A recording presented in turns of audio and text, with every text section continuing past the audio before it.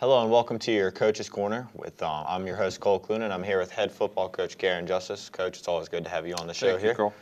And just to kind of get into it, we were looking at the game last week. A couple of big plays by Urbana really proved to be a huge factor in the game. And does the defense kind of have a chip on its shoulder this week? And how do you plan to rebound from this tough loss? Well, I mean, coming into the game, we were one of the top defenses in the country, and one game happened, and yeah, they did have some big plays, but we're still one of the top defenses in the country, and we're not going to try and change who we are, change what we're about. We're going to stay true to our basics, stay true to our fundamentals, and then yeah, the guys do have a chip on their shoulder. The guys feel that they didn't perform as well as they needed to on Saturday, and they didn't. But they know that, and they're really motivated to continue the success they started early on in the year.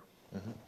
And you obviously began the game slowly. Urbana scored the first 15 points of the game. You kind of rebounded from there, but how important is a quick start really to get you going versus Wesleyan? Yeah, it's always a quick start just for the fact that our offensive style, too, we're more of a running offense, so it's easier to play in the lead when you have a team like that.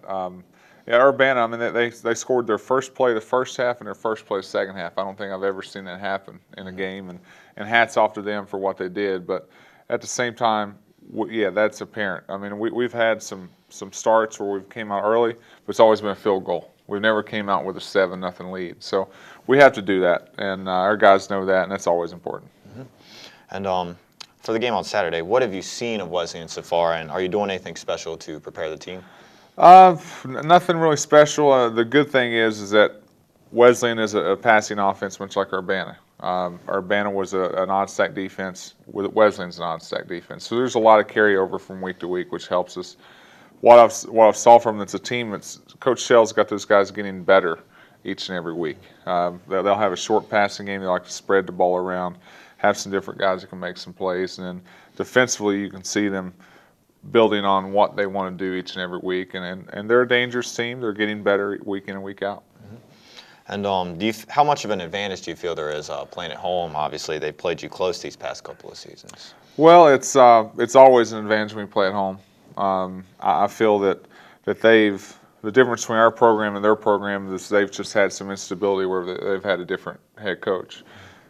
The advantage Concord has is I've been here the last 2 years, so we're able to keep a tradition going. Coach Shell's doing a wonderful job. He's going to continue to do a wonderful job, but he's year one. Now, year three, he's going to be very dangerous. Now, he's dangerous now, but year three, he's building something special at Wesleyan, and we've got to make sure that we take advantage of the opportunities they give us on Saturday. Mm-hmm. And Calvin Jones, took a lot of the workload last week. I think he had 94 yards and a touchdown on 32 carries. Ben Nestor and Sam Wright have also carried the ball over 20 times this season. So looking at that, how important is the run game to kind of slow down this pass-happy Wesleyan offense? Yeah, it's very important, and that's kind of our philosophy. We want to play behind a great defense, which is our defense, and we feel that offensively, if we can keep the ball, keep a lot of time possession, limit the amount of snaps that offenses have to go against our defense, then that's the better our defense will be, the better our production will be. And plus, you have Calvin Jones, who's a second-team all-conference guy. You have Sam, Ben, those guys who are very effective guys running the football. And we have an offensive line that's grown up the last couple of weeks. We have to play behind those strengths. But we're going to continue to do that. I think Wesleyan knows that. That's nothing we're going to be shy about. We're going to try and run the football. We're going to establish the run, try and keep you from running. So that's about the run. But who are some other players you feel will be crucial to the team's performance this Saturday? I think it comes down to what we do up front on the offensive line. Last week we did a nice job, I thought, of picking up some different stuff they gave us, but not good enough because we didn't come out with a win. Protection's got to be better in the pass game, but we've got to be able to run the ball behind those five guys, and they've gotten a little bit better every week, but we need them to continue to grow. Mm-hmm. And I'm just kind of wrap it up here. We're sitting at approximately the halfway point of the season. How do you feel about where your team stands as of now? Well, I feel looking back on it, we've got some good wins. We look back on it, we probably have a couple of losses we don't feel great about. If you asked me where we'd be at this point in the season, I'd say 6-0 at the beginning of the year because I'm that optimistic about our guys and optimistic about our team.